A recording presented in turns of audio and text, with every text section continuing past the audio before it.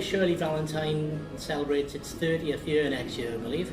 Yeah. And you're doing a Welsh tour as Shirley Valentine through many theatres throughout Wales these next couple of months. What's your take on what is an iconic role?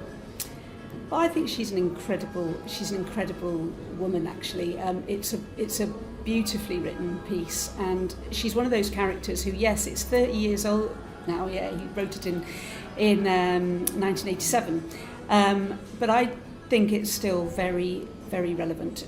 She still has a real appeal to both men and women, because it really is the story of someone who's got stuck, who is trapped in a life that she didn't really plan, she doesn't really want, and is struggling to find a future for herself. And I think that can apply to pretty much anybody today or yesterday.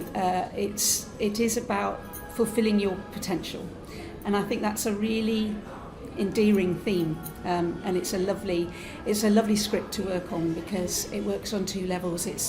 It's funny and it's sassy and it's silly, but it's also really profound, actually. And is it going to be done in a Liverpool accent? Yeah, I'm going to do my best. Yeah, no, I think it has to be. The music of the script is definitely, she's a Liverpool woman, and it's definitely, a Fazachli creation. So it's got to be Scouse. Well, lots of things have changed in the last 30 years.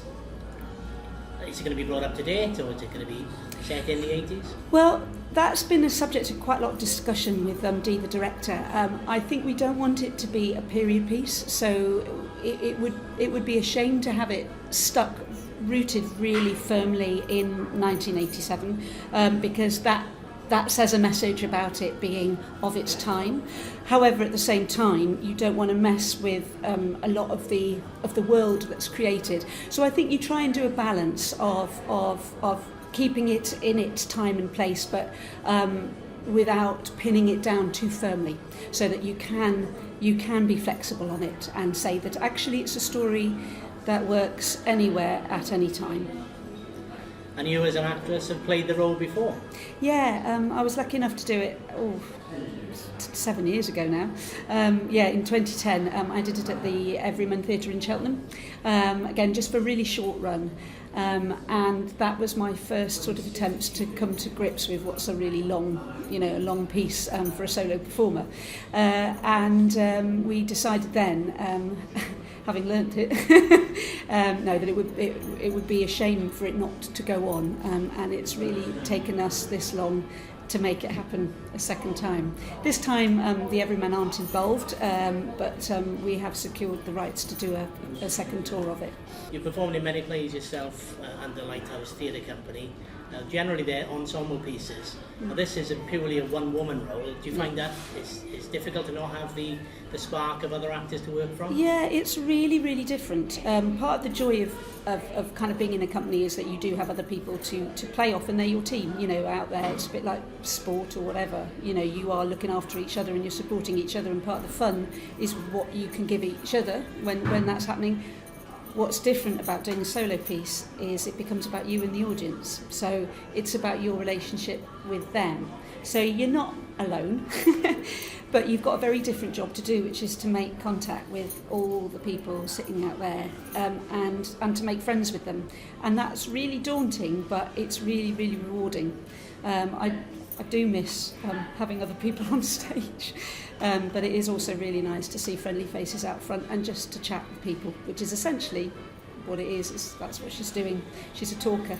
And I guess as an actor, when you work off, you're queuing off other people's lines.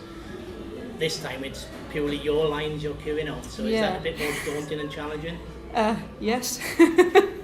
Yeah, no, it's much harder. I mean, I think one of the things about this piece is it's so beautifully written that it links really well. So it's a series of stories and anecdotes and musings, thoughts, and they do connect. So as an actor, you can join the dots.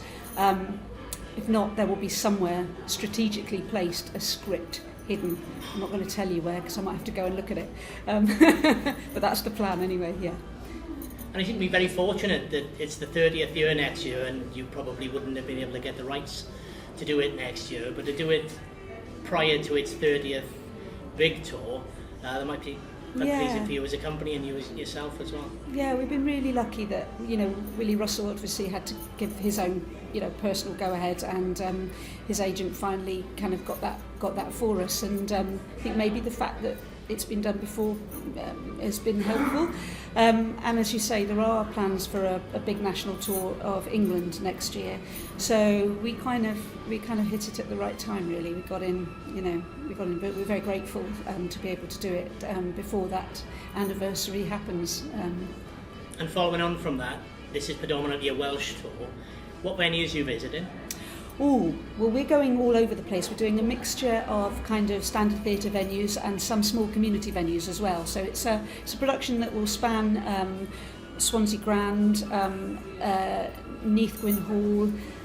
It's going to Pwllheli, the Nau of Diafore there, and lots of other mid-scale touring houses. Then it's also doing some of the village halls and community centres around the country as well. So we tour up as far as the Llŷn Peninsula, Mid Wales, and then south as well. We cover quite a lot of area.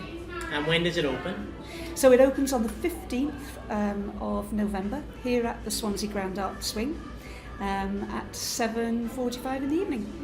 And where can people get tickets from? So Swansea Grand Box Office is the place to do that, and on the Lighthouse Theatre website there's more information about other box office websites and phone numbers for the rest of the tour, so people can look up www.lighthouse-theatre.co.uk and all the information's on there.